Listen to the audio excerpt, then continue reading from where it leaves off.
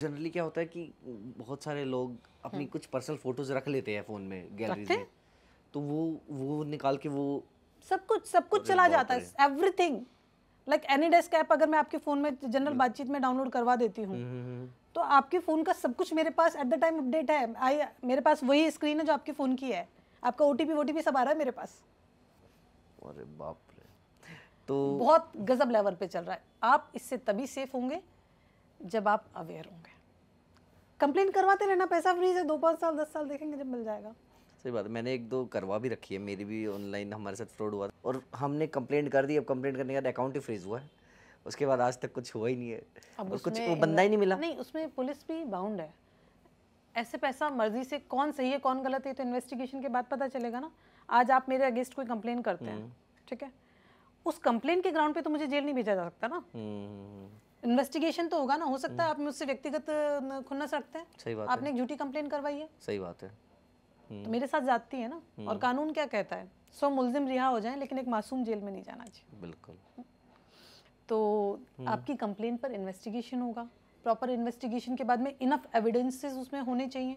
मैं आई हूँ, मुझे सारी पता है कि इन्होंने आपके 20,000 रुपए खा लिए, ठीक है, लेकिन मुझे वो फाइल में प्रूव करना पड़ेगा। अच्छा। I need documents for that. Transactions होने चाहिए, कन्वर्सेशन होना चाहिए।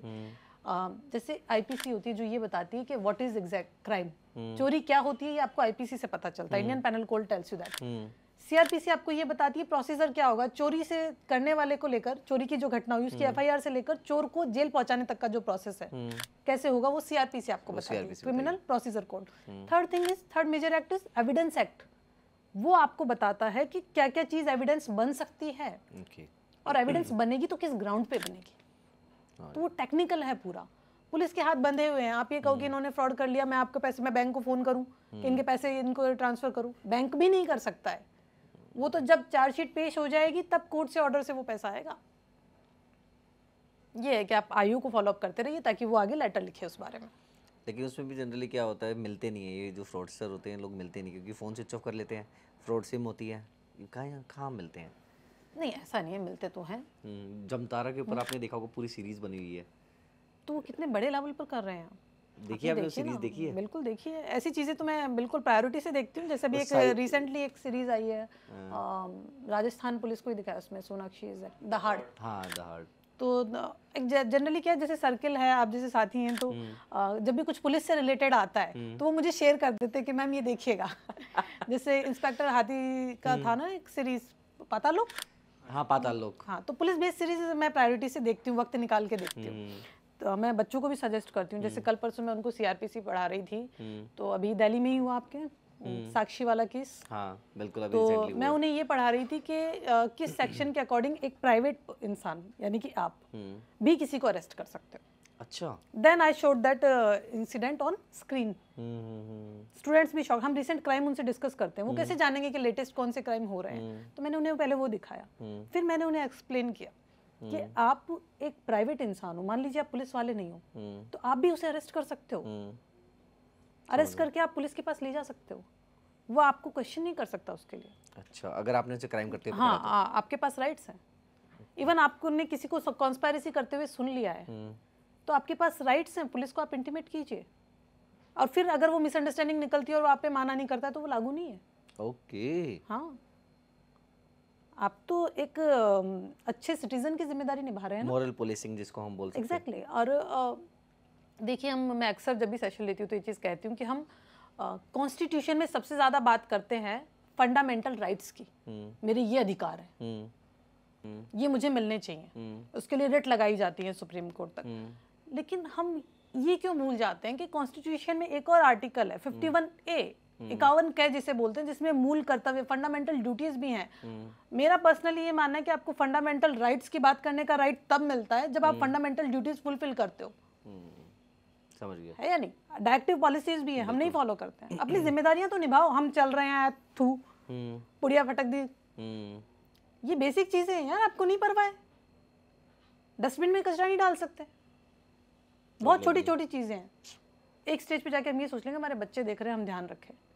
पर आप एक सिटीजन हो, ये आपकी ड्यूटी है।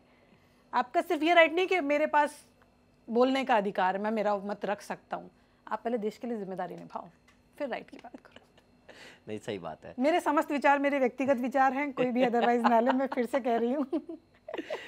नहीं, और वैसे भी क्या है, जो हमारी मेन जनता है जो अभी 17 से 22 साल की है, जो मेरी मेन जनता है 22 या 23 साल तक का कहूँगा, ये मेरे पास कोर ऑडियंस है, तो उसके लिए बड़ा अच्छी चीज़ें निकल के आ रही है, वो बहुत कुछ सीखेंगे आपसे।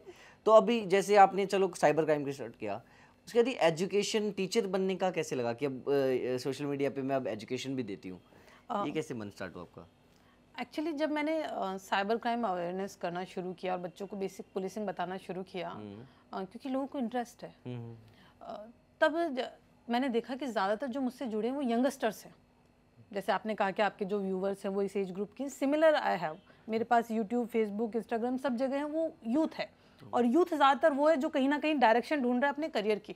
ये वो एज है जहाँ आप अपनी ज़िंदगी बनाते हो, अपना करियर बनाते हो। तो अक्सर मेरे पास वो सवाल आने लगे, मैम सब इंस्पेक्टर कैसे बने, क्या पढ़ें।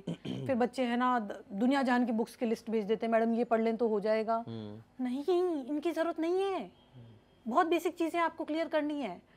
फिर मैंने शुरू किया, भाई बच्चे बहुत भ्रमित हैं, मैम कोचिंग चले जाएं। अरे भाई माँ बाप ने बहुत मेहनत से पैसा कमाया है, आप कोचिंग चले जाओ, 1 लाख दे दो, कोई दिक्कत नहीं है। उनसे पूछो वो कैसे अरेंज करके आपको भेज रहे हैं।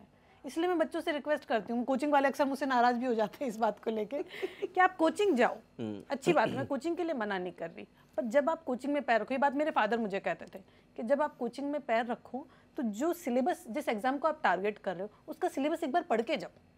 सही बात। ताकि जब आपको पढ़ाया जाए तो आपको एक नई दुनिया नहीं लगे कि ये क्या चल रहा है, फिर आप फिर से कोचिंग करोगे तब आपको वो समझ में आएगा। बेसिक्स पढ़ के जाओ। एक और मैं व्यूवर्स को कहती हूँ कि आपके 11th 12th ये 2 साल और 3 साल ग्रेजुएशन, ये टाइम होता है जब जिंदगी में मस्ती करना चाहता है इंसान। तो इन 5 साल में आप जी भर के मस्ती करो और जिंदगी भर फिर रोते रहो कि क्या कर लिया करियर का।